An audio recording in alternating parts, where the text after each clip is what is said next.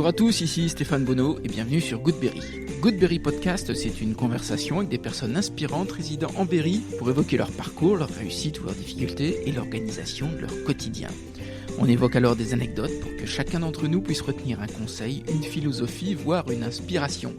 Aujourd'hui, direction Issoudun pour rencontrer un jeune entrepreneur, Benjamin Gaillochon. Quand il était étudiant à Issoudun, Benjamin trouvait qu'il manquait un bar pour se retrouver. Alors devenu entrepreneur, il crée ce bar et comme il ne fait rien comme tout le monde, c'est un bar clandestin qu'il monte avec des cocktails à base de CBD par exemple. Pas très scolaire, l'école est pourtant son premier terrain de jeu pour commercer. Un virus des affaires qui le mène à sa première auto-entreprise à 16 ans, puis la création d'un site e-commerce et enfin une agence événementielle à e-com en 2015. Benjamin, c'est l'adaptation permanente, la recherche du coup d'avance. On a parlé de goût du challenge, de flux automatique de veille, de bar mobile, mais on a évoqué également Fabien Olicard, les parcs d'attractions allemands et l'effet cumulé. Voilà, je vous embarque à la découverte de Benjamin Gaillochon, un entrepreneur toujours en veille. Goodberry, c'est parti. Salut Benjamin. Salut. Je suis ravi d'être ici, à Issoudun. Ravi de t'accueillir. Alors, je t'ai suivi moi sur les réseaux sociaux. Pour une chose, et je voulais que tu m'expliques, c'était cette histoire de bar clandestin. Le bar clandestin, donc c'est une affaire que j'ai montée en mars de cette année, donc mars 2022. Ouais. Donc, c'était un projet que j'avais depuis que j'étais étudiant à l'IUT d'Issoudun entre 2011 et 2013. Pour sortir le soir, on n'avait pas beaucoup de lieux où aller. On était soit obligé d'aller à Châteauroux, soit d'aller sur Bourges. Et du coup, ça manquait vraiment d'un espace pour nous accueillir. Donc déjà, cette idée de monter un bar à Issoudun trottait un petit peu dans ma tête.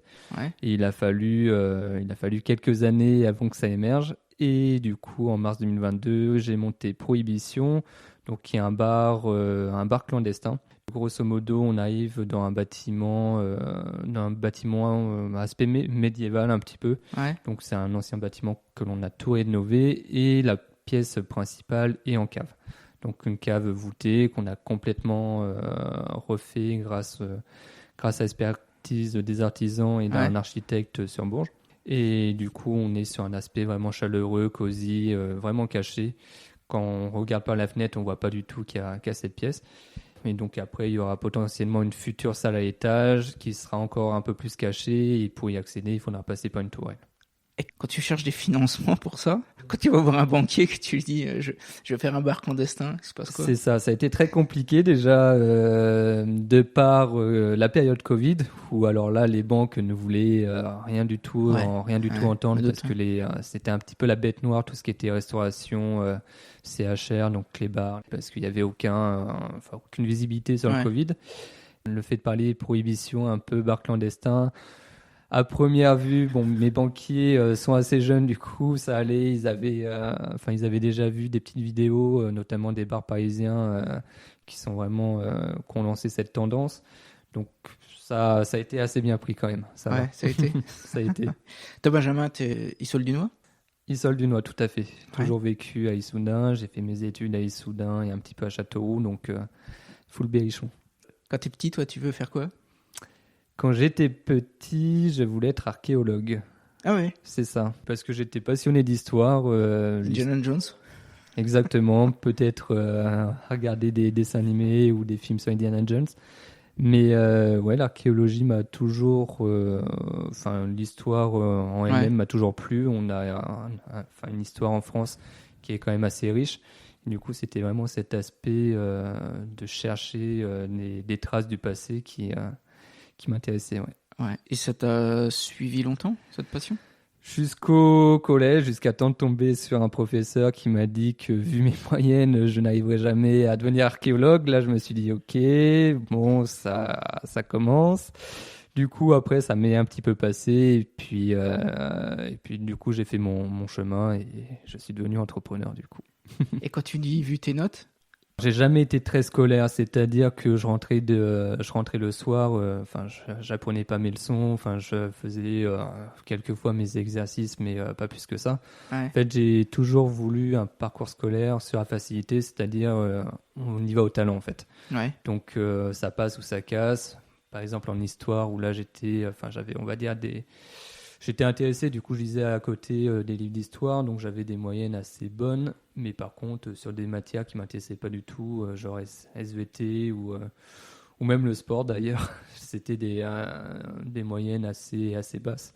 Mais jusqu'au lycée, je tournais autour de la moyenne, on va dire. Donc t'es passé entre les gouttes. Exactement, toujours. Et après le bac, tu décides de faire quoi? Après le bac, du coup, j'ai fait un DUT gestion logistique et transport par facilité parce que c'était sur Issoudun. Parce qu'en soi, j'avais pas envie de faire des thunes, c'était plus pour assurer papa et maman, dire j'ai un petit bagage, je peux faire de la logistique après, mais voilà quoi, c'est tout. Et tes parents faisaient quoi ici?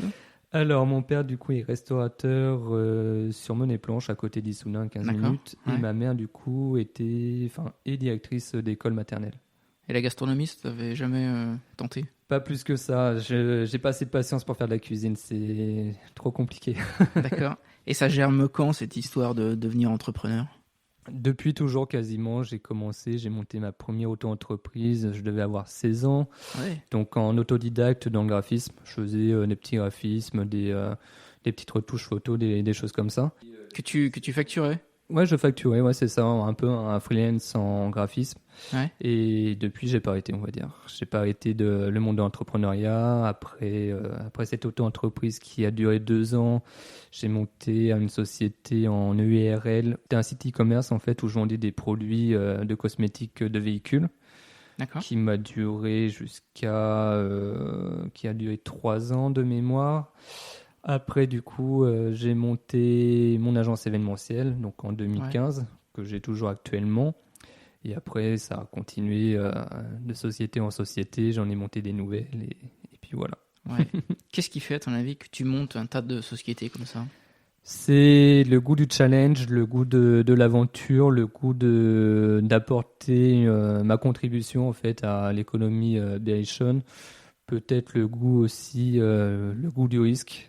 Je suis quelqu'un, on va dire, qui aime travailler. En vacances, on m'emmène en vacances, je m'ennuie concrètement. Je suis obligé de regarder mes mails, de vérifier quelques chiffres, des choses comme ça. C'est peut-être une sorte d'occupation, je sais pas, mais c'est vraiment dans mon tempérament en fait. Et dans le monde de l'entreprise, plus jeune, tu avais des modèles? J'ai jamais eu forcément de modèle plus que ça. Je m'inspire quand même des success stories de personnes qui ont commencé dans des garages et qui finissent aujourd'hui multimilliardaires, notamment Jeff Bezos ou même Bill Gates ou d'autres. Et après, j'ai jamais eu vraiment de modèle de marche à suivre en suivant ces modèles. Ouais. Et tes parents, ils avaient quelles attentes? Eh ben, il n'y avait pas forcément d'attente. L'objectif, c'était vraiment d'avoir un diplôme, de décrocher, histoire d'avoir un bagage. Et après, ils m'ont laissé faire un petit peu ce que je voulais, donc suivre mon chemin en fait. Et quand on est entrepreneur, souvent on a de l'ambition. Au collège, je commençais déjà à revendre des petits trucs, donc il y avait quand même une fibre business dès le collège. Je vendais pas mal de choses, je vendais des pistolets à billes, je vendais des DVD, des choses comme ça que j'arrivais à récupérer auprès d'autres personnes et je les revendais directement au collège dans un cours de l'école comme ça. Ouais. Donc l'agence d'événementiel s'appelle Ecom. C'est ça, tout à fait. Pourquoi ce nom? Au tout départ, ça s'appelait Apostrophe Intermède. Pourquoi, je ne sais plus. Et du coup, on l'a changé il y a 3 ans en ICOM 36. Donc, A, c'est pour animation, I pour innovation et après com pour communication. On travaille beaucoup dans le Berry, du coup, principalement dans l'Indre. Le Cher, on commence à se développer un petit peu. Et après, on se déplace partout en France, mais les principaux clients sont vraiment dans la région centre. Et au début, pourquoi tu choisis l'événementiel? Alors, au tout début, je ne faisais pas du tout d'événementiel. Je faisais vraiment de la communication comme ma première auto-entreprise dans le graphisme. Ah, ok, d'accord. Donc là, on faisait vraiment du graphisme, de l'infographie, de l'impression, à destination principalement des entreprises. Au fur et à mesure, après, on s'est redirigé vers le street marketing, où là, on gardait cet aspect d'impression des flyers, mais on rajoutait du coup la distribution, l'affichage, des choses comme ça.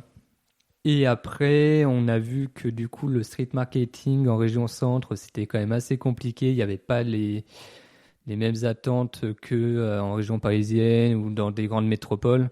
Donc on s'est dit, ça va peut-être commencer à bloquer un petit peu. Donc là, on a commencé à se rediriger de plus en plus vers l'événementiel. Donc notamment avec les mascottes. Il n'y avait pas forcément de concurrents dans la région en termes de mascottes. Donc on s'est dit, on y va, banco. Donc on a acheté, je crois, une vingtaine de mascottes. Aujourd'hui, on doit en avoir une 60aine.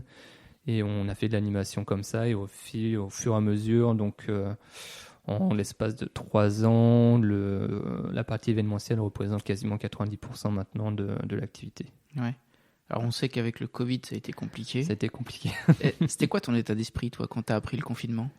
Le premier état d'esprit, ça va être chouette. Je vais pouvoir me mettre à jour dans tout ce que j'ai en retard. Et après, quand j'ai vu qu'on enchaînait de confinement en confinement, je me suis dit, ça risque d'être compliqué. On a su maintenir, on va dire, la barque hors de l'eau grâce aux centres commerciaux qui ne fermaient pas leurs portes, qui continuaient un petit peu des animations, mais en prenant des précautions plus importantes qu'avant le Covid. Donc ça nous a quand même réussi à maintenir le flot. Et après, on remercie aussi l'État pour les aides qu'ils nous ont apportées, qui nous ont permis de faire face aux difficultés quand même. À un moment, tu as eu peur pour la pérennité de la boîte ? Alors, j'ai pas forcément eu peur parce que l'État a vraiment joué le jeu derrière, le quoi qu'il en coûte. Là, c'est vraiment l'après-Covid, la période de janvier 2022 à mai 2022 jusqu'aux élections où c'était un peu plus compliqué. On n'a pas eu forcément beaucoup d'animation parce qu'il n'y avait toujours pas de visibilité jusqu'aux élections.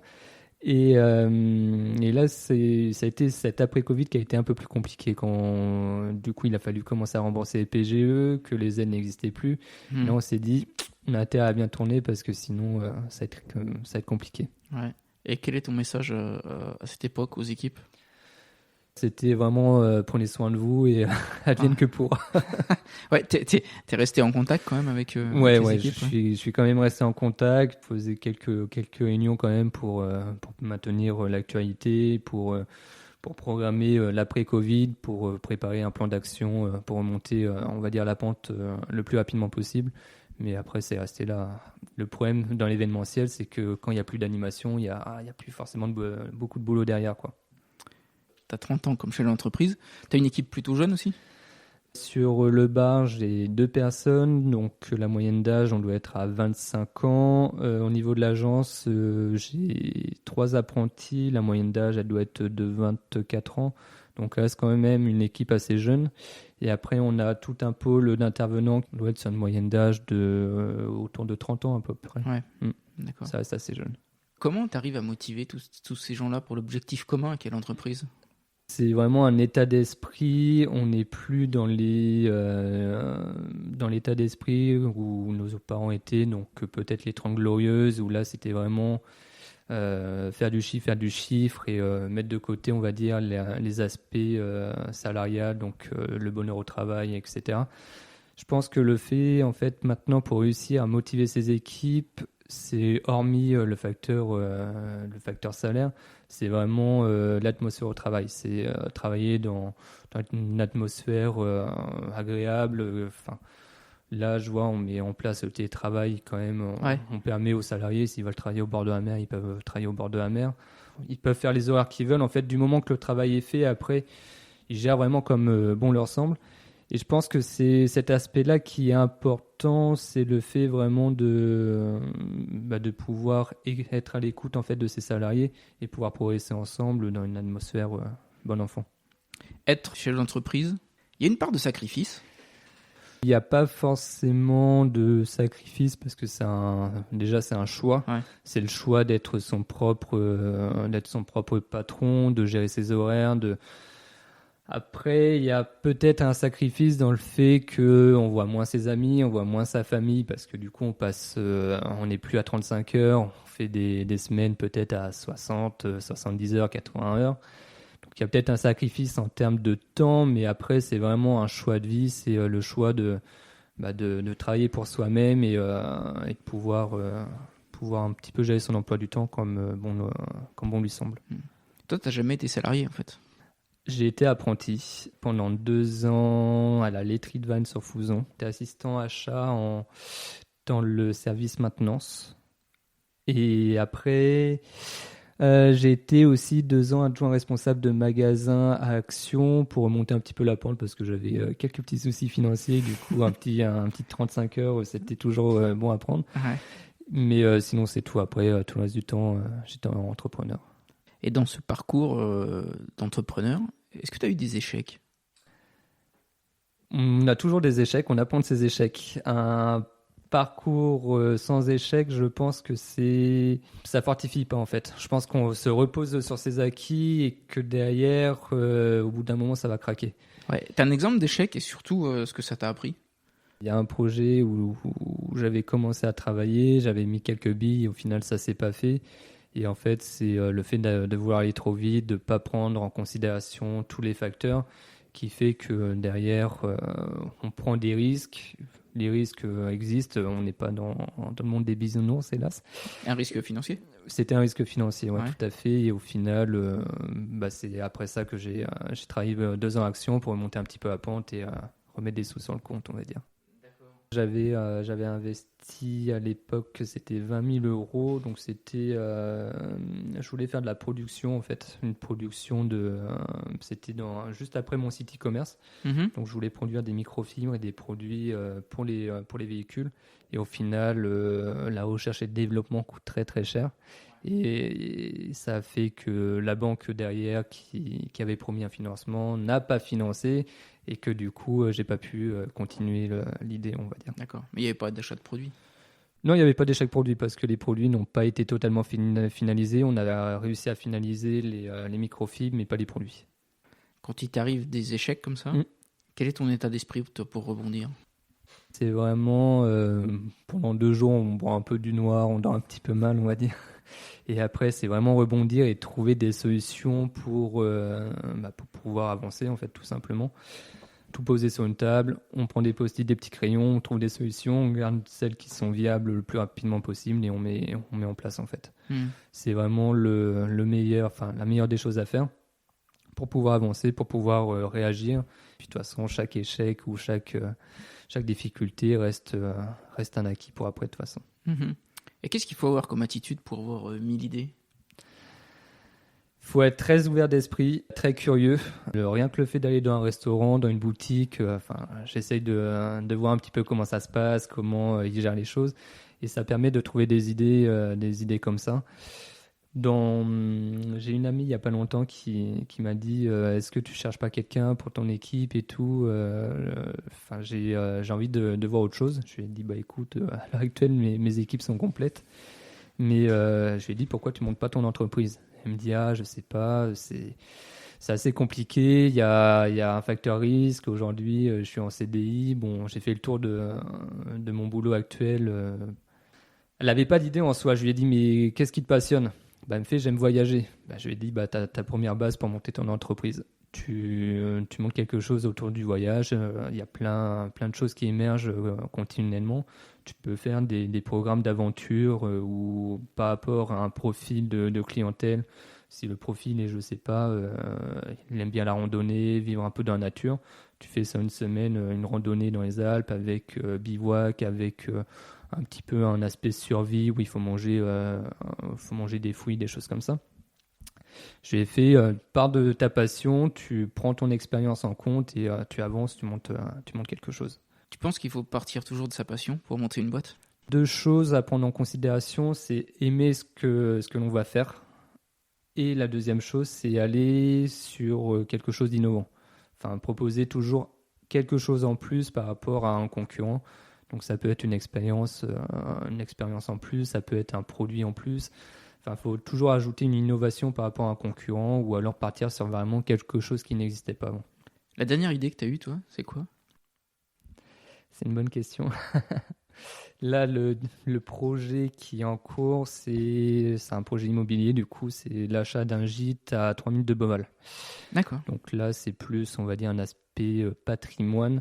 Donc de manière à diversifier un petit peu mes investissements. Mais ouais, ça serait un projet immobilier touristique. D'accord. Quand tu montes la boîte principale, tu te rappelles du moment où tu as décidé de créer cette boîte-là ? On est on est vraiment un couteau suisse en fait, ouais, c'est ça. On est un couteau suisse, on est aussi bien à la comptabilité qu'à l'aspect commercial, qu'à l'aspect gestion de projet. On est vraiment couteau suisse. T'as des anecdotes sur le fait d'être un peu, pas dépassé, mais bousculé par l'agenda? Je sais que quand on n'est pas très organisé, on passe vraiment beaucoup d'heures à travailler. Je pense que le b.a.-ba d'un entrepreneur, c'est avoir vraiment une gestion de son temps par des process qui existent. D'ailleurs, il y a Fabien Olicard qui a écrit un livre qui doit bientôt passer au Mac 36 ou Equinox, je ne sais plus, qui donne plein de conseils pour avoir une meilleure gestion de son temps et être plus productif. Et je pense que c'est vraiment ce qui est important, c'est... quand on est un couteau suisse, il faut vraiment avoir une gestion de son planning qui est vraiment rigoureuse en fait. Sinon, on perd beaucoup de temps. Comment tu arrives à sentir la tendance?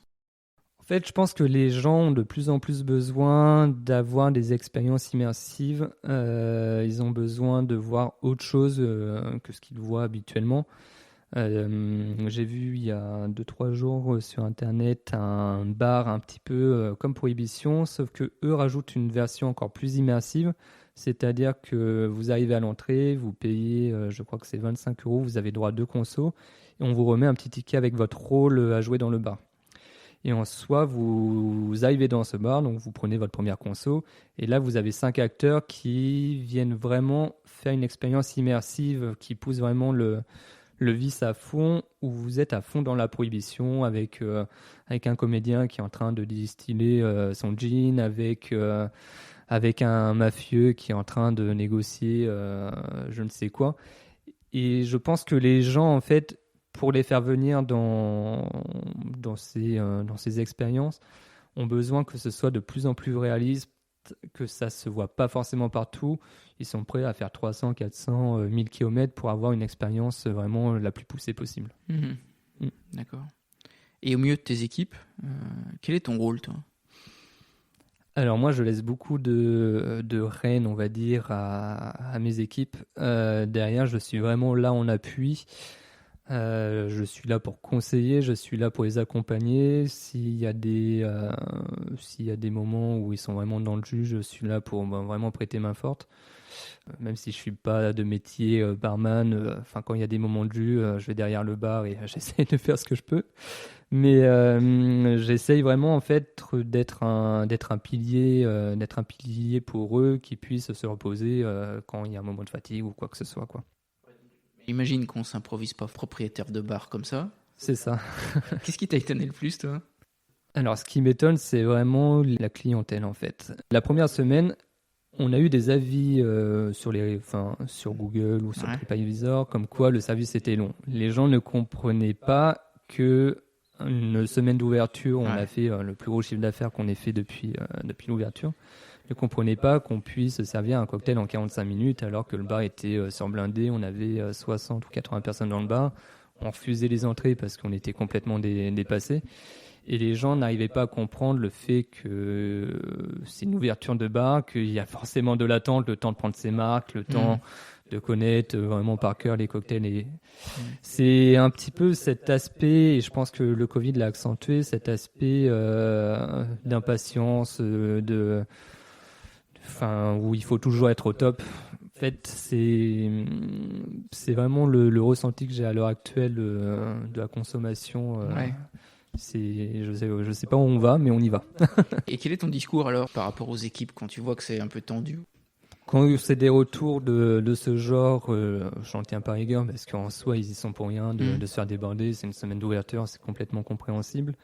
Je leur dis de continuer les efforts, que de toute façon, c'est un mois d'ouverture, donc le premier mois est toujours compliqué, c'est l'effet nouveauté.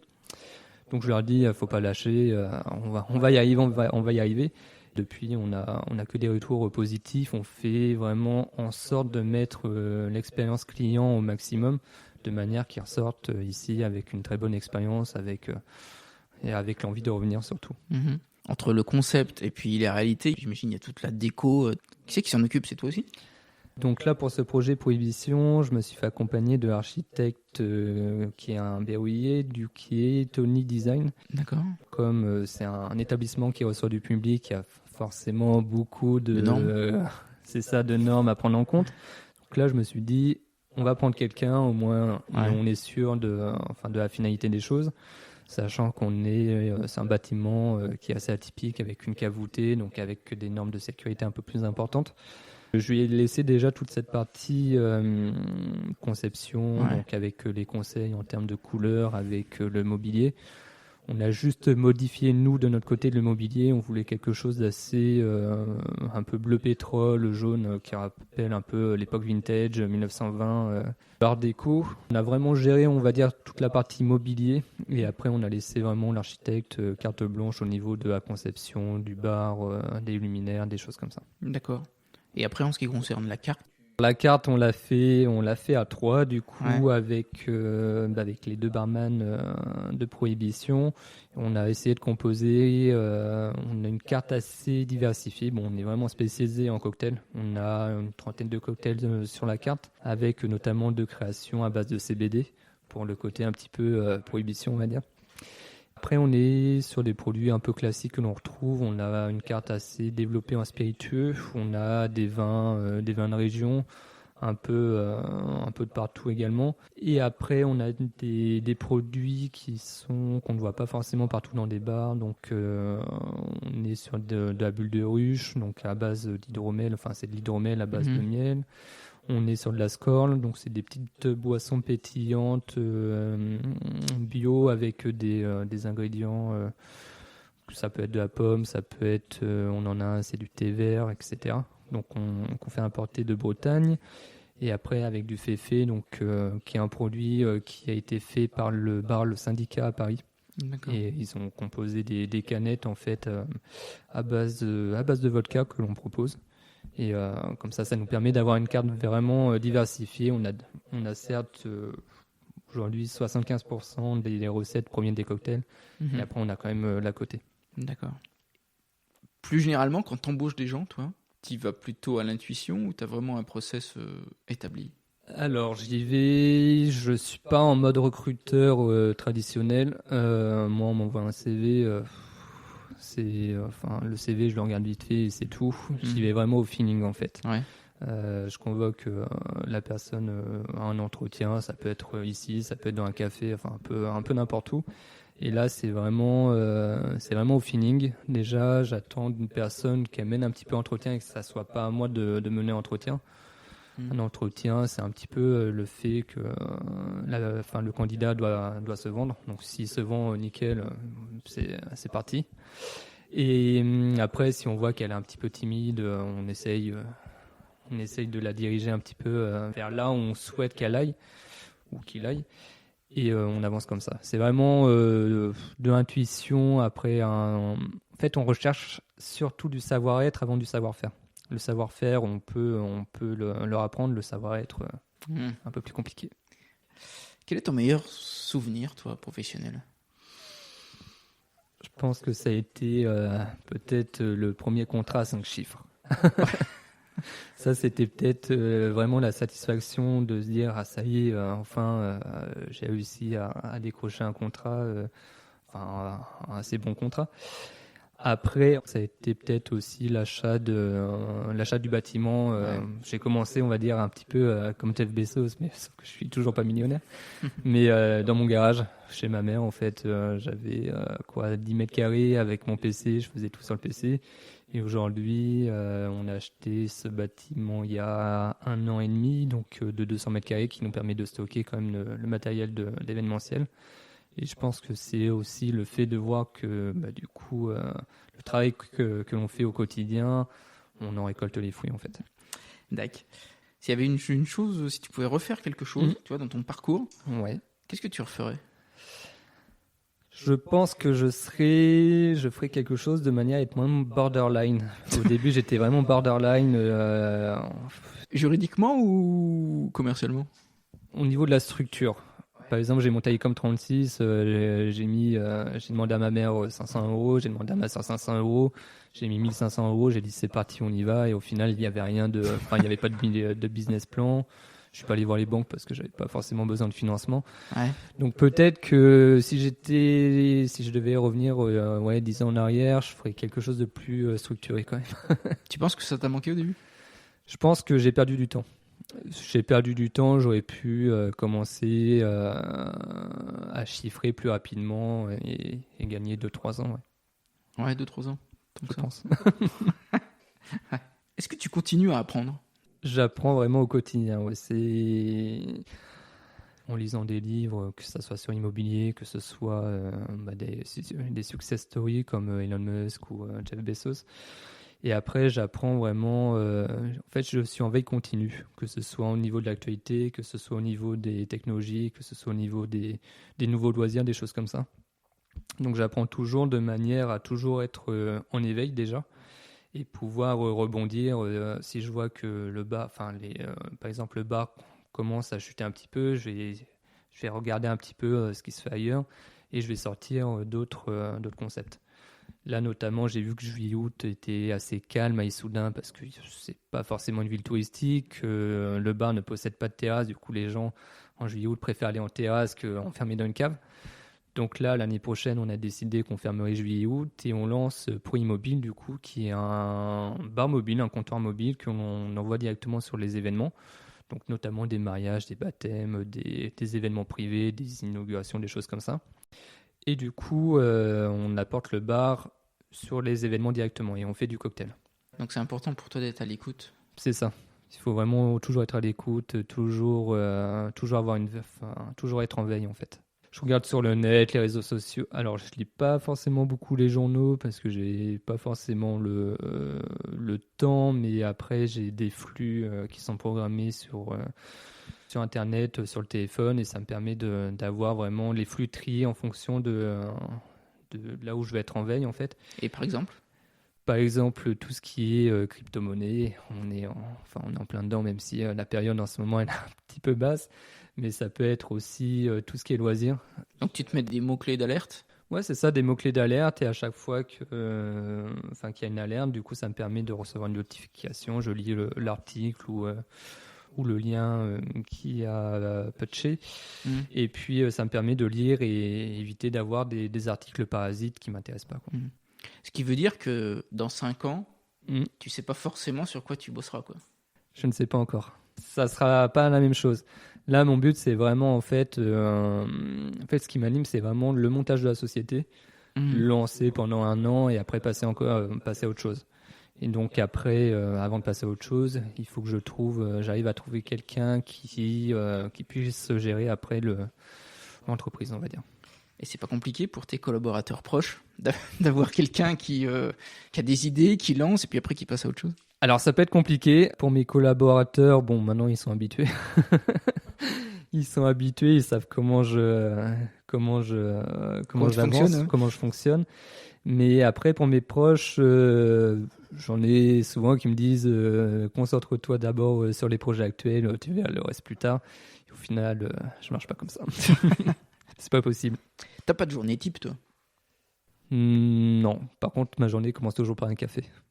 Quand tu arrives au bureau, qu'est-ce que tu fais ? Tu regardes tes mails, tu regardes Alors, je commence par regarder mes mails, les actus, j'ai regardé un petit peu constamment, on va dire, dès que je vois que je commence à relâcher au niveau de la concentration.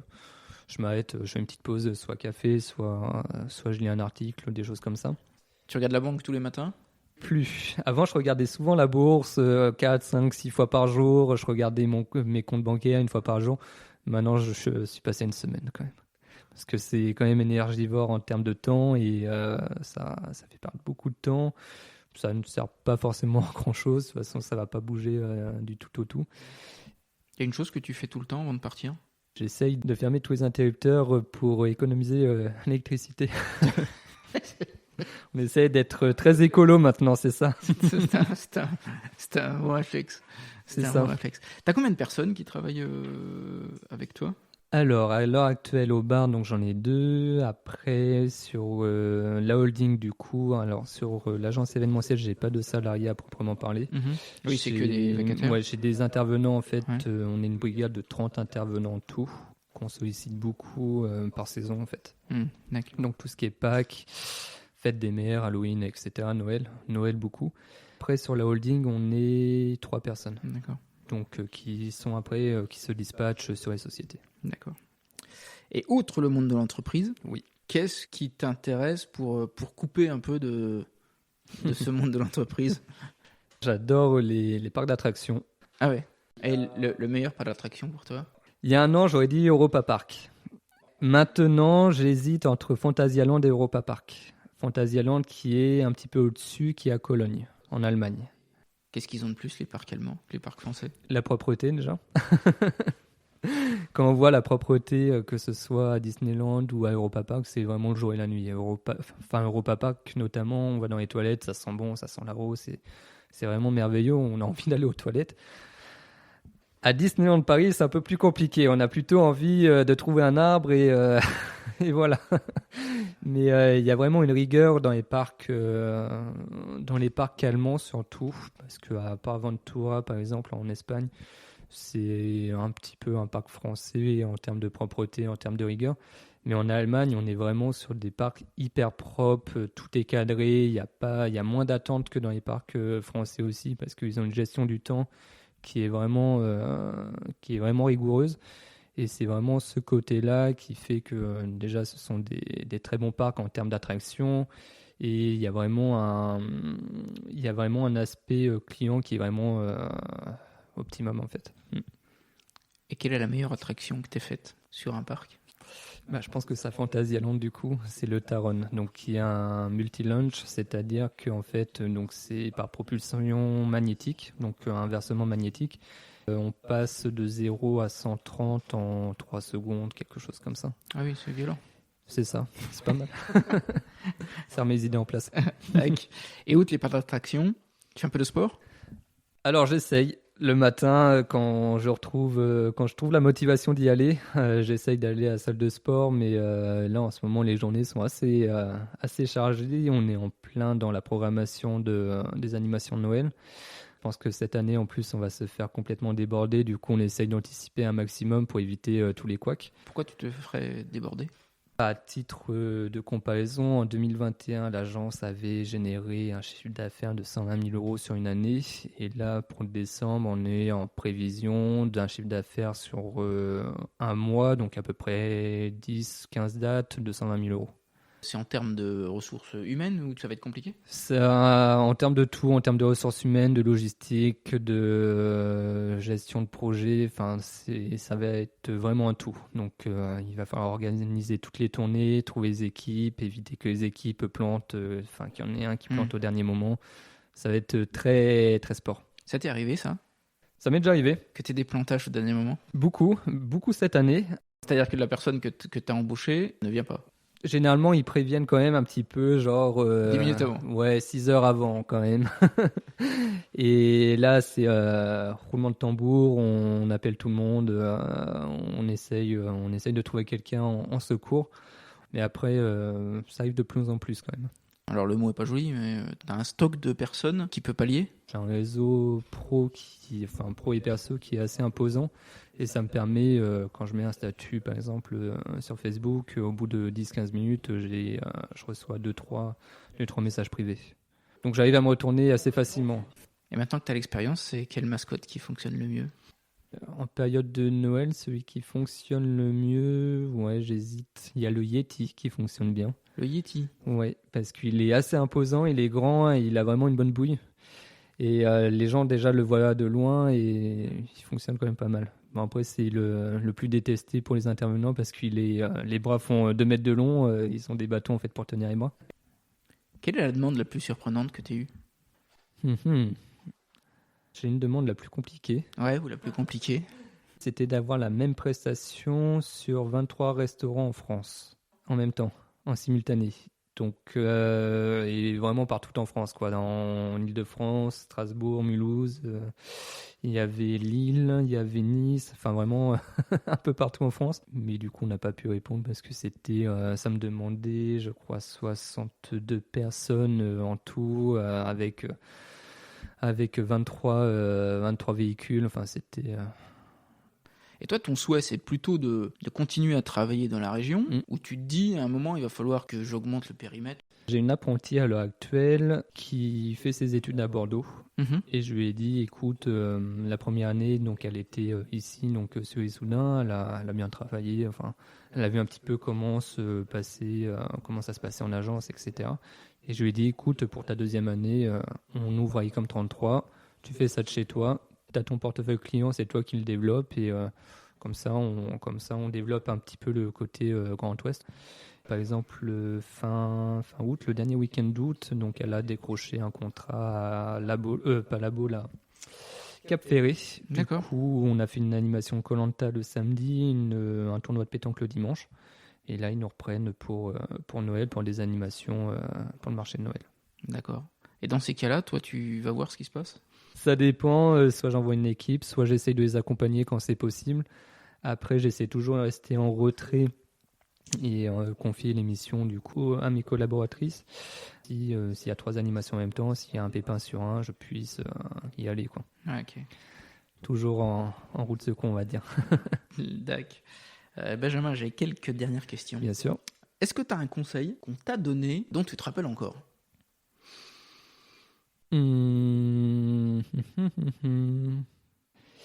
C'est peut-être de ne pas aller trop vite. Je pense que c'est un bon conseil. Toujours prendre le temps de poser les pour les contre, de bien tout analyser de manière à ne pas avoir de surprise plus tard, on va dire. Ouais. Est-ce que tu as un livre ou un film à nous conseiller ? J'ai un livre qui m'a beaucoup plu. Je dois l'avoir dans le bureau d'ailleurs. Ah. Donc ça s'appelle L'effet cumulé de Darren Hardy. Et c'est un livre que j'ai vraiment dévoré, surligné, souligné, gribouillé. Et ça parle de quoi ?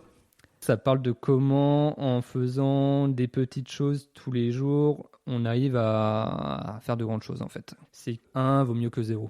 Donc une pompe vaut mieux que 0 pompe. Économiser 1 euro tous les jours vaut mieux que 0 euro. Et le fait de faire des petites choses permet de construire des montagnes demain en fait. Ah d'accord, d'où le titre, l'effet cumulé. Exactement. D'accord, bon je prends le... Voilà. Je prends le titre. Un film ? Un film, j'ai beaucoup aimé Le Fondateur, qui raconte l'histoire de McDo en fait. D'accord.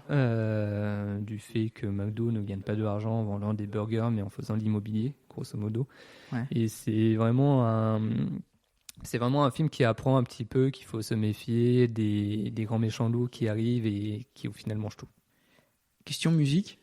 Alors, je suis très mauvais musicien, j'ai pas le rythme dans la peau du tout, je chante faux. Mais j'écoute de la musique. En ce moment, c'est un compositeur DJ, ça s'appelle Toué, avec W-E-I, donc qui compose des musiques un peu épiques, un peu sombres. D'accord. J'aime beaucoup les musiques, ouais. D'accord. On a toujours une question un peu rituelle sur le podcast, c'est quel est ton endroit préféré en Berry ? Mon endroit préféré en Berry. J'adore le côté d'Aiguzon. C'est ce côté un petit peu campagne, un peu nature, où il n'y a pas forcément l'invasion, on va dire, de l'humain. Ce côté reposant, calme. Et après, je dirais aller à un monument historique, peut-être Valençay, pour rester vraiment, Le petit jardin de Valençay, reposant aussi, c'est sympa. Et toi qui es tout le temps dans l'action, ça te fait du bien d'aller dans ces endroits-là ? Ouais, déjà ça repose, ça permet de faire quand même une petite coupure, puis ça permet de toujours d'être aussi ambassadeur du Berry en partageant une petite story, que ce soit sur les réseaux sociaux ou ailleurs. Et ça permet de mettre aussi en valeur le Berry et faire venir les gens dans le Berry. Ouais. Quelle est l'image que tu as, toi, du Berry ? Alors moi, j'ai une image vraiment d'opportunité. Je pense que dans le Berry, il y a beaucoup de choses à faire. On est vraiment au centre de la France, du coup, on est à proximité de tout. On est à proximité de la mer en 3 heures. On est à proximité de Paris en 2h30. Il y a des concepts qu'on voit dans les métropoles qu'on n'a pas encore dans le Berry. Donc je pense qu'il y a beaucoup de choses à développer et il y a beaucoup d'atouts dans le Berry. Ouais. Et toujours optimiste, en fait. Toujours. Super. En tout cas, merci Benjamin. Merci à toi, c'était un plaisir. Merci beaucoup. Merci Salut. beaucoup. Salut.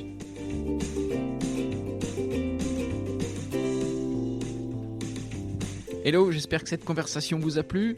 Merci pour tous vos messages de soutien et vos partages de posts de Goodberry. Abonnez-vous sur les plateformes de podcast pour ne rater aucun épisode. Je vous donne rendez-vous pour un prochain épisode avec une invitée très inspirante. Prenez soin de vous et inspirons-nous.